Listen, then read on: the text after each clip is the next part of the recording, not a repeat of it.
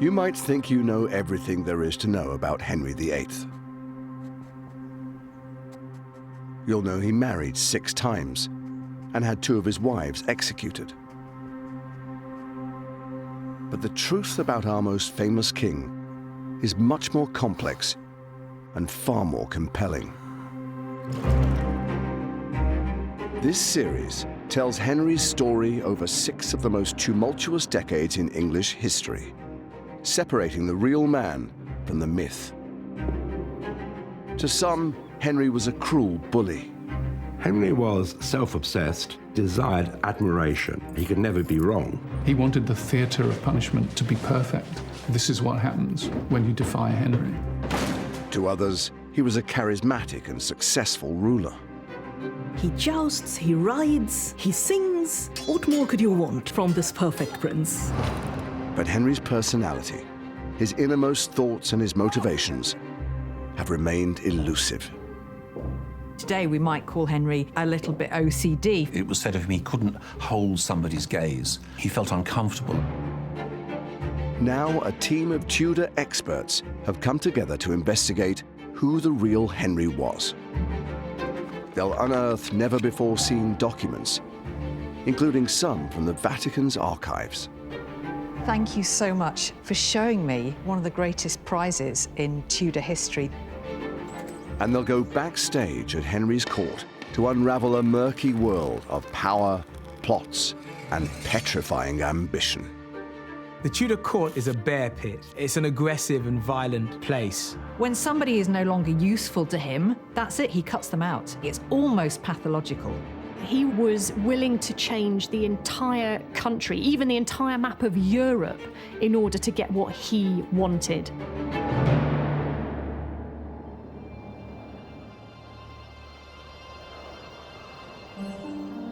Henry VIII is born on the 28th of June, 1491. But he's never meant to be king in the first place. He's the spare heir, living in the shadow of his older brother, Prince Arthur. As the second son, the younger of the princes, comparisons could be made with Prince Harry. In fact, Henry was known as Harry for much of his childhood, and there are some similarities physically as well. He was allowed, really, to be a little bit wilder, to indulge his favourite pastimes. He just didn't have the same pressures as his elder brother. Henry clearly sees himself as the spare rather than the heir. I suppose in some ways that might be liberating, but in other ways it might nurture a certain jealousy. Henry later in life has this urge to prove himself all the time, to show that he can be a success even at his most successful, and there's something that must relate there to his childhood. His mother and all her female attendants spoilt him and made sure that the hard knocks and bruises of boyhood weren't inflicted on their charge. And anything he wanted, he got.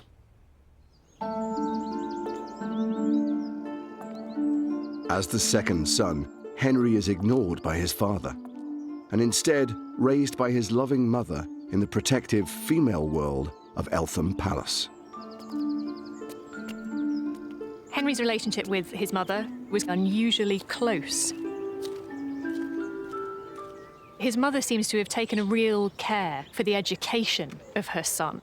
For a royal princess to grow up in this sort of environment wasn't that unusual. For a royal prince, however, it was a little bit strange, and it just goes to show how unimportant, really, Henry was considered in the line of succession. But when Henry is just 10 years old, something happens that transforms his life. Unexpectedly, his older brother dies, leaving him as heir to the throne. He's no longer the second son, he's the first son, and he's going to be King of England. It's hard for us to imagine the pressure on him, the idea of having to take up that position. To make matters worse, Henry's beloved mother, Elizabeth of York, dies just months later. Recently, this remarkable survival from Henry's childhood has been revealed to us, and it's incredibly exciting because for a long time it was thought that this was just any old page in an illuminated manuscript. But when we look Behind this figure of King Henry VII here, we see King Henry VIII, as he later became, as just a boy. This weeping child on the edge of an empty bed, that of his mother. He can't contain his emotion. His head is thrown into his arms in despair. We imagine Henry VIII as being someone that maybe didn't feel emotion, that wasn't affected by grief, but we can see in his reaction to his mother's death that it really broke his heart. He was now the heir to the throne, and he didn't have his mother to guide him. He had instead a very different figure in his father, a very problematic, I think, figure to try and move him into this new phase of his life, and I don't think that made it any easier for him. Henry's father, Henry VII, won the Wars of the Roses, a bitter civil war which lasted 3 decades and divided the kingdom. As the first Tudor king, he united the warring houses of Lancaster and York. But he now reigns over an unstable and uneasy peace. Paranoia was part of the Tudor DNA. The Tudors really had a rather tenuous, legally fragile claim to the throne of England. They were a very insecure dynasty. There is a seed of insecurity planted in Henry from a very early age. The political history of his father's reign has essentially been the history of plots and conspiracies, but hanging over from the Wars of the Roses. Who's in, who's out, who's being watched.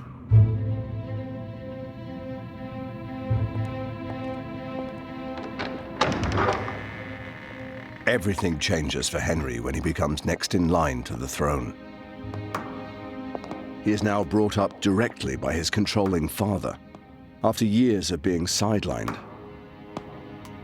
Henry's relationship with his father was really complex. There are lots of eyewitness accounts that Henry was never permitted to go out of the palace. He was kept to his rooms, and that when he did appear at court, he never opened his mouth except to answer a question.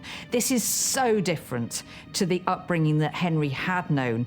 He must have felt like a virtual prisoner. As soon as Henry VIII is brought under his father's control, you see his personality just being squished, almost this overbearing weight of his father's anxieties, his paranoia, his concern that something might happen to this last vestige of the Tudor dynasty. As a very young boy, he hadn't really had much of his father's attention at all. But then, of course, suddenly, Henry had too much of his father's attention. He found it suffocating because Henry VII was trying to make up for lost time and kind of chisel this young, wild prince into a future king. Sometimes they argued quite violently in front of the court. On one occasion, a scandalized ambassador reported it looked this evening as if the king might murder his son. Little wonder, there was a deeply personal resentment against his father. After 7 years of living under this harsh regime, Henry finally glimpses freedom. His father is now dying, and Henry has been summoned to see him one last time. He knows that in a few short hours, his father will be dead, and he will be king. This is a king who's dying, still not feeling anywhere near secure on his throne. He wants the Tudor dynasty to continue. So, to his last breath, he's giving advice to his son, how to secure the realm, what sort of advisors to surround himself with. He told Henry that he had to marry Catherine of Aragon, the widow of his elder brother Arthur, and he would rule England with her. It wasn't a sort of if or but. This is what you're going to do. And Henry meekly accepted it. Yes, you must understand.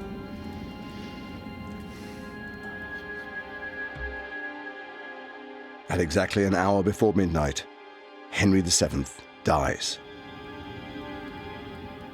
In that moment, the 17-year-old Prince Henry becomes King Henry VIII. Henry's feelings about becoming king would have been a mixture of apprehension about what was going to happen. Would he be able to smoothly take over the levers of power, mixed with a wonderful sense of release that he was going to be his own man, his own master, and he could do things which he wanted to do instead of other people telling him. Remarkably, no one outside that room will hear there's a new king on the throne for 2 whole days. The story of what happened in that 48-hour period has intrigued historians for centuries.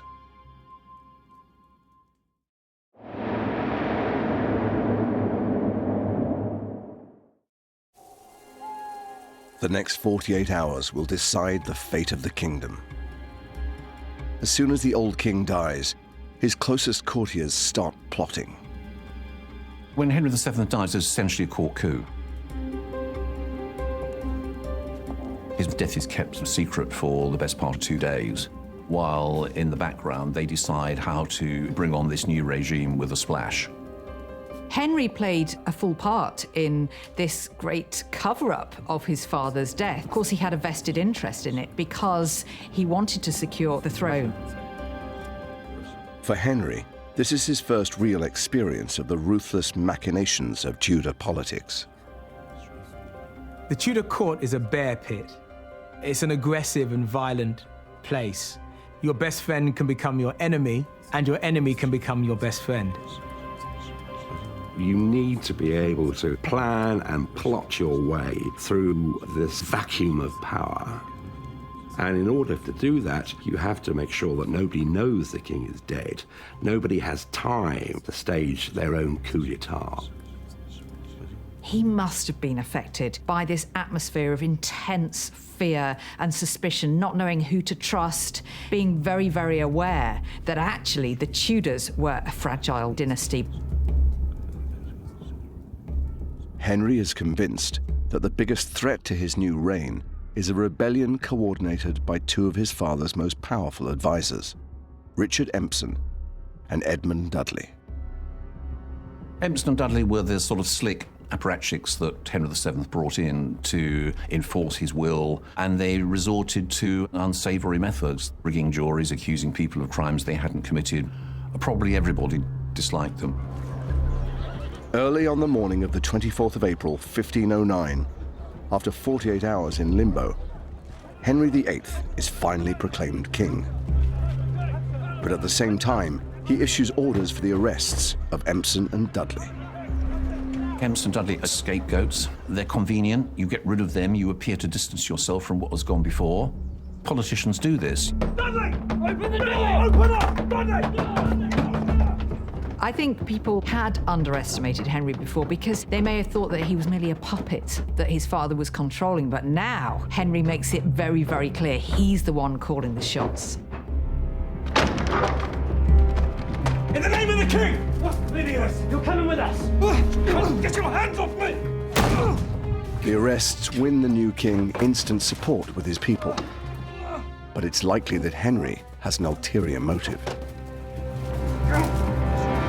Henry VIII continued to resent his father for quite some time. He had had lots of his own impulses suppressed for years and years, and because Henry couldn't do anything about it as long as his father was king, when he was gone, well, there's an opportunity with Empson and Dudley to play out his irritations, his frustrations with his father.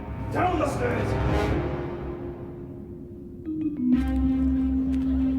On the same day, Henry issues a groundbreaking piece of legislation, a general pardon. This extraordinary document sees Henry explicitly criticize his father's reign. What Henry is trying to do is to win popularity and quickly. So as well as getting rid of his father's despised ministers, he issues a general pardon to all of those who'd fallen foul of Henry VII's justice. So of course this makes him incredibly popular. People love him. Now, that pardon is basically rubbishing Henry VII. This is an extraordinary move that you use your father's unpopularity to sell yourself to your subjects. Henry's telling his subjects that he knew they had suffered grievously through injustices imposed by his father, and he was happy to do all he could to right those wrongs. He wants to begin in a way that is going to make a break with the past. Of course, it's all about reputation. It's all about this gleam in his eye that he's going to be a famous monarch, the best king that ever reigned in English history.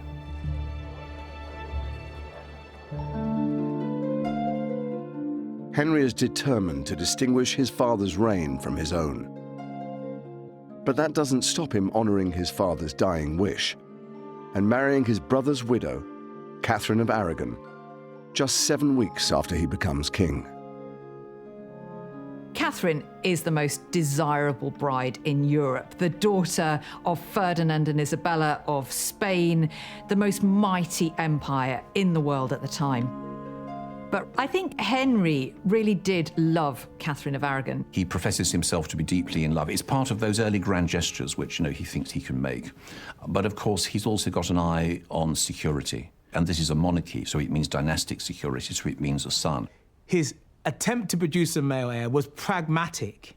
He did not intend that the decades of conflict that had preceded his father's reign would continue into his reign, and he felt that only a legitimised male heir could do it. Henry's dream of producing a male heir soon comes true. On New Year's Day, 1511, Henry does have a son. Catherine of Aragon gives birth. Henry was beside himself with joy at having a son and heir. His hopes and dreams had been realised. But Henry's happiness is short-lived. His newborn son dies at just 7 weeks old.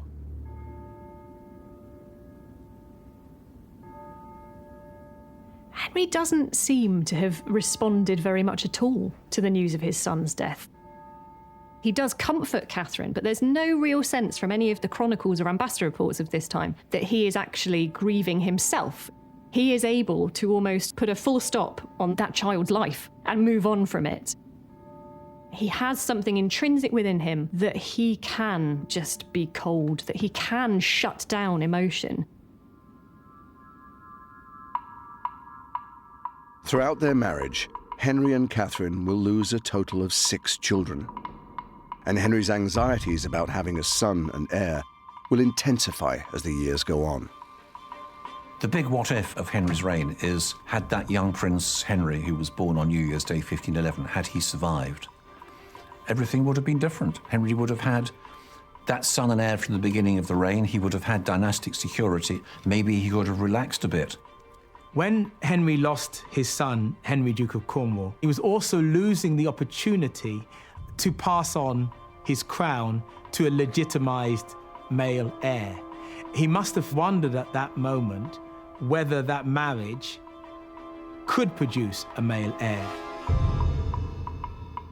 After 5 years of marriage, Henry still doesn't have a son, and his new dynasty is beginning to show signs of vulnerability. To bolster his authority, he enlists the talents of a cardinal who has rapidly risen through the ranks at court. Cardinal Woolsey is a political genius, a little mastermind. He's Henry's fixer. And, he does an incredibly good job. Of course, Wolsey was the man who would relieve him of all the tedious business of state. He's the guy who's going to help Henry fulfill his desires. If the king wants it, Wolsey will deliver it. Wolsey is a churchman, but let's just say he's not the sort of vicar that you'd sit down to tea and biscuits with. He likes the finer things in life. He insists on being served on golden plates. He surrounds himself by luxury, and he also has a few mistresses. He has at least one illegitimate child. Thomas Wolsey is somebody who's come from a relatively poor background. He's the son of a butcher, and people will make jokes about this throughout his career. He's risen up through the church to become somebody influential who wants to make a difference and who is delighted to have the opportunity in government to put all his ideas into practice.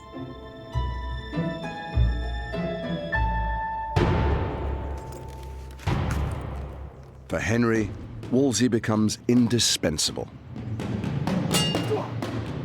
Henry has always loved outdoor pursuits, and whilst he hunts, jousts and fights, the cardinal takes all matters of state into his own hands.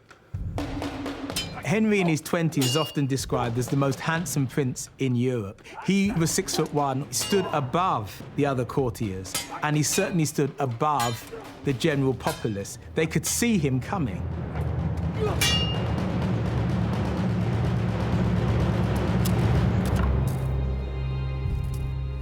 One of the really important things about Henry and Wolsey's relationship is that Henry really does believe that Wolsey is his friend. They walk about together arm in arm in the King's privy garden. Wolsey can always walk in to see Henry. He doesn't need to make an appointment. Other ministers can't do that. Wolsey, he sees a huge opportunity for himself here, and he takes it. According to most courtiers, he has absolutely no right to be there. He's of lowly birth. He's worked his way to the top, which is highly unusual. But Henry really doesn't have that same snobbishness that the rest of his court have. Within a few years, Henry raises Wolsey to become his chief counselor and one of his closest friends. Hidden away in the archives of the Vatican Library in Rome is a remarkable account written by a 16th century Italian diplomat, which reveals more about their relationship than anything else. The Vatican has never given permission for it to be filmed before. Well, thank you so much for showing me this work. This is the first time, though, that I've seen the original, so it's an absolute privilege. This wonderful work, which is called Anglia Historia. It is about the history of England and the king himself, Henry VIII, Aragon 8.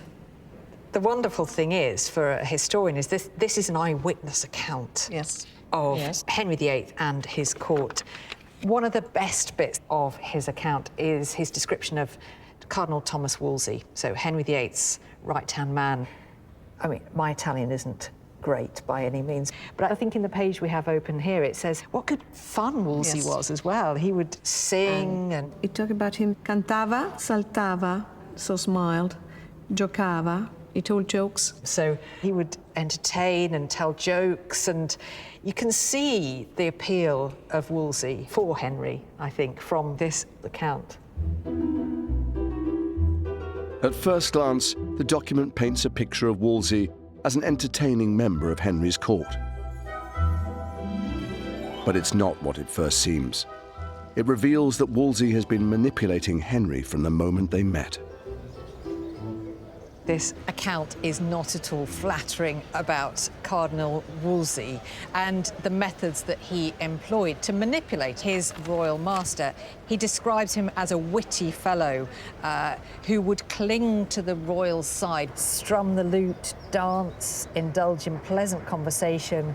He's almost doing his business by stealth. Henry doesn't realise all the things he's agreeing to, and that by these methods, he would inculcate, instill, and drum into Henry's ears all of the messages that Wolsey wanted to get across.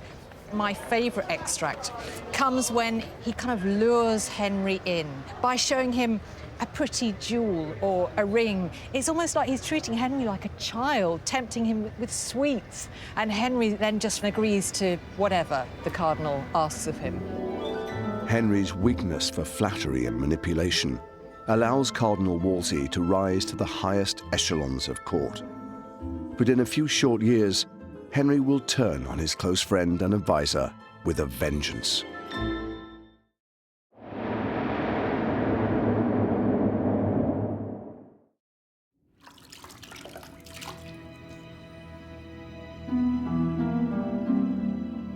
Henry VIII is worrying over the future of the Tudor dynasty. He still doesn't have a male heir, and he's surrounded by potential rivals to the throne. All his nightmares, all his problems haven't gone away. They've just been like good wine, lying there, getting stronger and more colourful. As Henry gets into his 30s, we see little glimmers of paranoia to the extent that he has started to change his personality. He started to mistrust people around him.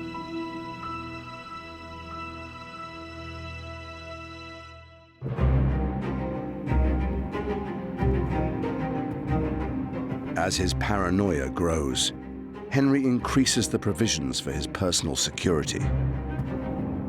There is a quite extraordinary security service surrounding this king. His food is tasted before he's able to eat it. There's this elaborate ritual in order to put him to bed each night where the covers are checked for any knives in his bed. What effect that must have had on Henry, because for all his confidence and his sense of invincibility, he's made very aware on a daily basis that really he's incredibly vulnerable. Henry's suspicions extend to the servants who surround him day and night. The barber is one of the very few people who are allowed close proximity to Henry. To be the royal barber means that you are holding a sharpened blade next to the King of England's throat. If you make one mistake, you've killed a king, you've committed treason. And so, therefore, it's very clearly specified how a barber should be behaving, even what company they can keep. These increasing provisions come from his paranoia, and they also start to feed it, because every single part of Henry's life was underscored with this sense of unease and suspicion about the people around him.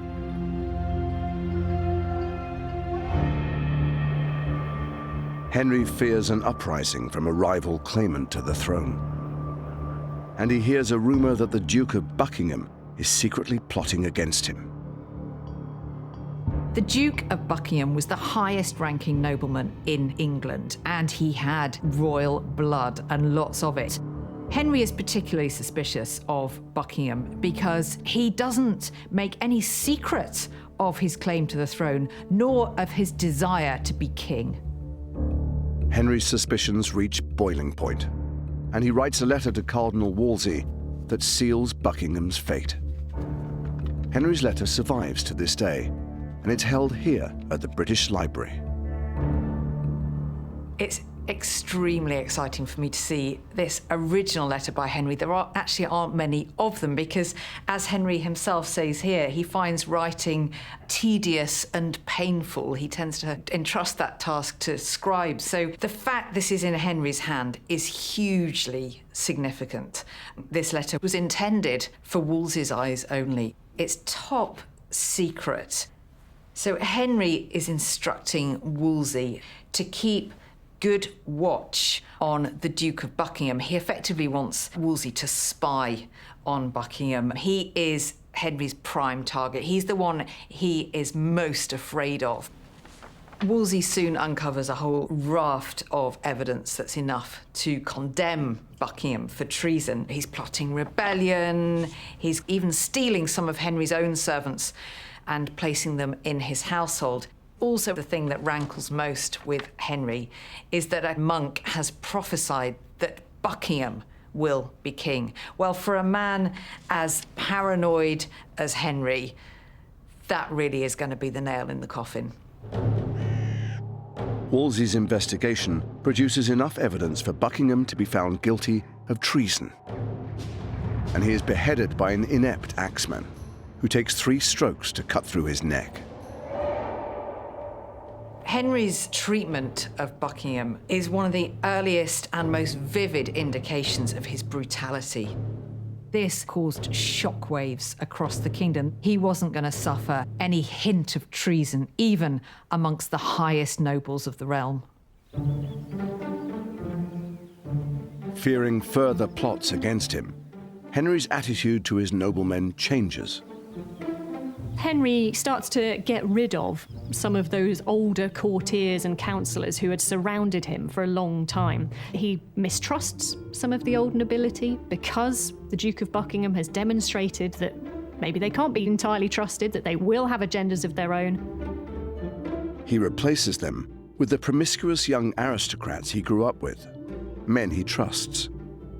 But with such a debauched entourage, Henry's palaces are transformed into houses of pleasure. Henry has got an illegitimate son by this point. One of his friends effectively is pimping out prostitutes in the local area. It's really a place where sexual license and immorality are completely rife. Even though Henry joins in with all the fun, at heart, he's actually quite prudish. You can almost picture Henry the morning after, walking through this scene of devastation with food strewn everywhere. There were people just sleeping on the floor wherever they could. Henry's a real contradictory character in all of this. 'Cause on the one hand, he's encouraging this quite wild party atmosphere, but on the other, he's quite fastidious. I think actually today we might call Henry a little bit OCD. For as much as he liked to project himself as a party boy, actually he found it all deeply unsettling. The best evidence of Henry's controlling behaviour is contained in a little-known court document called the Elam Ordinances. The Elam Ordinances are effectively a great long list of rules that were drawn up by Cardinal Woolsey on Henry VIII's command to reform the royal household. But what's fascinating about them is that they give us an insight into Henry's psyche. One of the things that's really clear here is just how bossy Henry is. He instructs here that the people in his privy chamber shall be loving together and of good unity and accord. So, in other words, go about your work with a smile. And, perhaps more importantly, keeping secret all such things as shall be done or said in the same privy chamber. I mean, this is basically a gagging order. If you're working for the king, then don't speak about what you see or hear in the privy chamber. But for Cardinal Wolsey, the Elam Ordinances serve another purpose entirely. Wolsey had an ulterior motive. He wanted to control the people who were getting close to the king. He wanted to ensure that other people couldn't bend his ear, and as it says here, not intermeddle of causes or matters. In other words, the people who are close to the king should not be talking politics, and they shouldn't be trying to move up in the world. So this is really something of a political coup at the same time as it is a book of rules for how the household should behave. The Elam Ordinances help Wolsey to become the most powerful man in England, other than the king himself. But there are signs that Henry feels the cardinal is getting too big for his boots.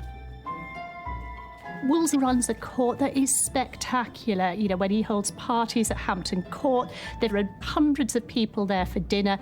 But it's also getting to a point of almost competing with Henry himself, and that's a bit of a problem.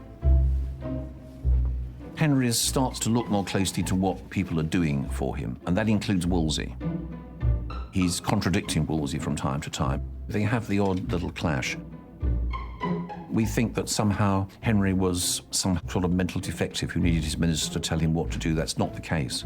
I mean, Henry was always in charge, even when he was just leaving things to other people.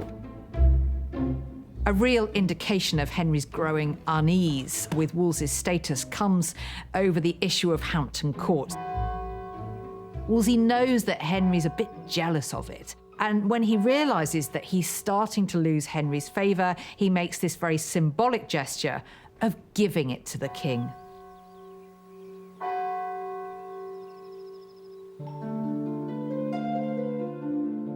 As his relationship with Wolsey begins to unravel, Henry's marriage to Catherine of Aragon is falling apart.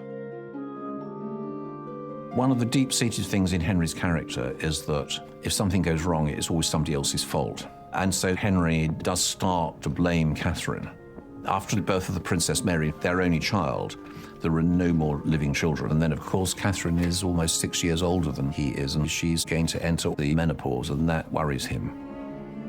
Throughout his reign, Henry has this problem, which is that he's king, he's meant to be in charge of everything, he's meant to be able to decide his own fate. And yet there are so many places in his life where he then discovers he's not in control of things. He's not in control of whether his wife has a son. A queen is there for one principal purpose, and that is to produce sons. Catherine's not doing that, and therefore, Henry, he's bound to look elsewhere. Henry's attentions are turning to a young woman at court, Anne Boleyn. He's had affairs before, but this time things feel different. Anne plays things slightly differently. As soon as it becomes apparent that Henry is considering the validity of his marriage to Catherine of Aragon, she starts positioning herself as the potential future bride, and Henry is quite happy to go along with this. And so they start on this attempt to get Henry's marriage to Catherine declared invalid. Desperate to end his marriage, Henry starts searching for a way to divorce Catherine. Once Henry's decided that he wants to marry Anne Boleyn, he goes all guns blazing to research this himself. He gets it into his head that the reason he has no sons is because he has transgressed that biblical rule in Leviticus that you must not marry your brother's widow. The thing about Henry is once he has his mind set on a particular course, he can be extraordinarily cold and ruthless in achieving it. And anybody who gets in his way, well, they need to watch out. Henry tasks Wolsey with securing permission from the Pope to end his marriage. With the divorce, Henry gives Wolsey an impossible job to do. Divorce isn't unheard of, but for a king to set aside a wife to whom he had been married for 20 years, that doesn't happen. There is no way that the Pope is going to agree. And Wolsey must be thinking, I've got the boss from hell here. I just cannot deliver this. What am I going to do?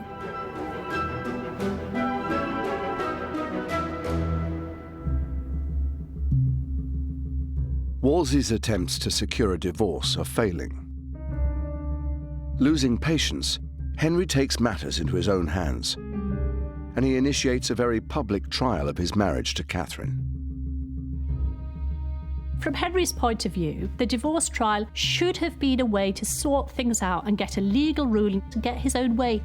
But the Queen comes in, she gets down on her knees before Henry, and she makes this extraordinary plea to her husband, asserting her role as his wife, pleading for her rights to stay in the marriage.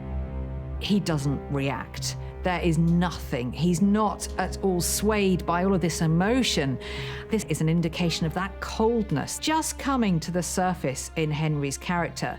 It's almost like when he's decided that somebody is no longer useful to him, that's it, he cuts them out. He moves on to the next thing. It's almost pathological.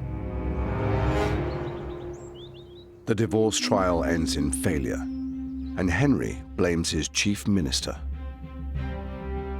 Wolsey has genuinely tried to get Henry the divorce he wanted.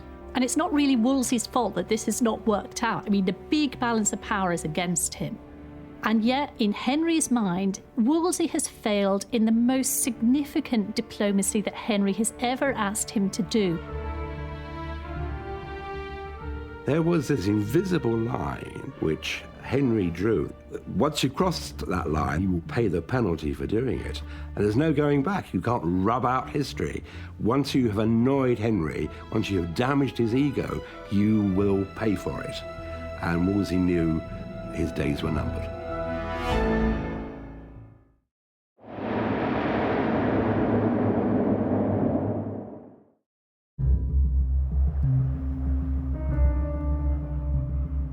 Henry VIII has turned his back on his wife and his closest advisor.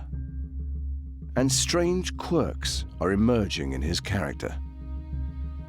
If you actually met Henry VIII, it would be important not to fix your eye upon him for too long or stare straight in the face, because he really didn't like that. It was said of him he couldn't hold somebody's gaze. He felt uncomfortable. This is one of the strongest kings of England, and yet there's a certain personal insecurity, even when he's at his most secure. Henry has this tendency to turn on his most trusted advisors. He puts them in impossible positions, given these incredibly difficult tasks. And when they fail, as inevitably they must, they get all the blame, not Henry.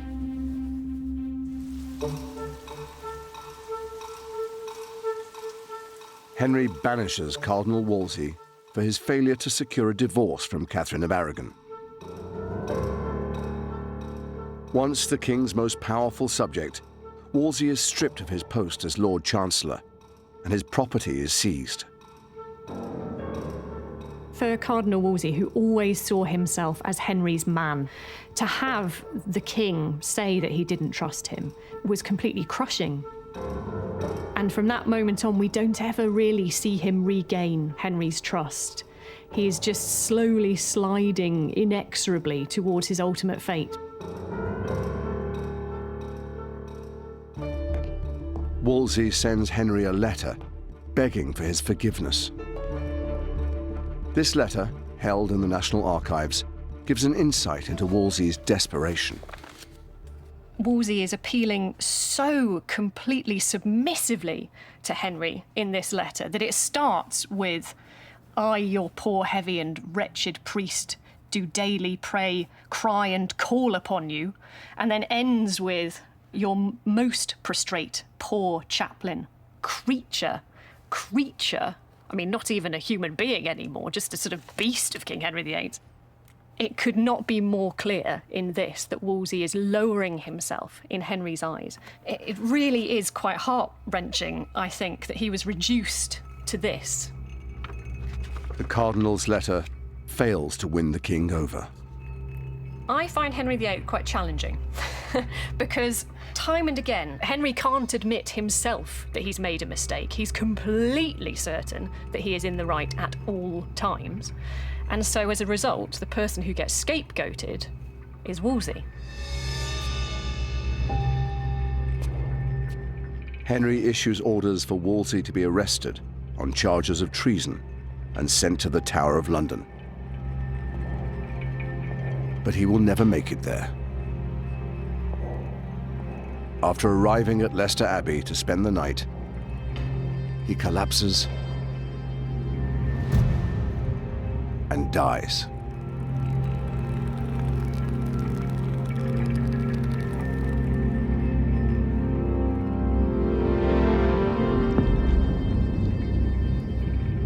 In the aftermath of Wolsey's death, one of his servants goes to see Henry to try and persuade him to look kindly on his old servant. This is when we see Henry's contradictory nature, because Henry declares, "If I could lay out £20,000 to bring back the cardinal, I would gladly do it." In the next breath, he reminds Wolsey's servant that his master had died whilst owing him £1,500. After Wolsey's death, it becomes clear that the Pope will never grant Henry a divorce. But Henry is so determined to marry Anne Boleyn that he will stop at nothing to achieve it. The next few years will see Henry make the cataclysmic decision to break with the Pope and the Roman Catholic Church. He didn't want to be responsible to the Pope. He wanted to centralize power to himself. It was the only way he would get a divorce. It was the only chance of having a son and heir. Henry has started to radically change the course of English history. He transformed every aspect of his kingdom, religious, political, but he's developed into a very different man. He's moved from being someone who's a bit anxious and uncertain to someone completely convinced of his own rightness, the justice of all of his decisions. He was willing to change the entire country, even the entire map of Europe, in order to get what he wanted. In the next episode, Henry turns on his new queen, Anne Boleyn. The English court is a nest of hissing snakes. Absolutely nobody is safe. This reads, "Her crimes were so abominable. Anne is the most wicked queen in history." And Henry's paranoia begins to creep into England's politics. Henry VIII comes down on opponents with murderous force. You're either with him or against him. And if you were against him, you paid for it.